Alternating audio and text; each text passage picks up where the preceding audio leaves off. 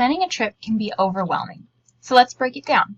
Here's how to plan a trip to Paris, France in a step-by-step guide. Before we start, here are some things to keep in mind. Areas with heavy tourist traffic are perfect targets for pickpockets, and scammers.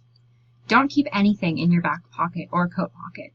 Don't sign anything, and don't let your guard down. Also, make sure you're wearing comfortable walking shoes. And finally, travel can compromise your immune system, so wash your hands extra and take some vitamin D. To successfully plan any international trip, you need a valid passport, a suitcase, a base amount of local currency, which you can get from your local bank, and access to information about your destination, such as a map or a digital guidebook. However, if you're using digital resources, it's best to download them to your phone so you don't have to rely on expensive data charges.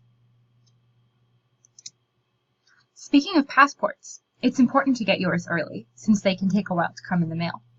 Also, make sure the expiration date is more than 6 months after you return home.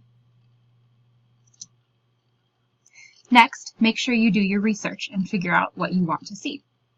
It would take 100 dedicated days to see each piece in the Louvre, and that's only spending 30 seconds per piece.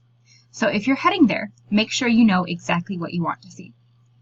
Other popular spots include Notre Dame, Musée d'Orsay, Montmartre, the Catacombs, and of course the Eiffel Tower. If you wish to enter the Empire of the Dead, bear in mind that the line for the catacombs sometimes takes 3 hours. Once you know how many days you'll stay, it's time to book your hotel and your plane tickets. Delete browser history and cookies for the best prices. Also, book your tickets in the middle of the week, and well in advance. Make sure to let your bank know you'll be abroad.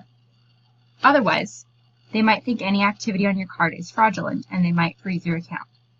Next, arrange for pet care.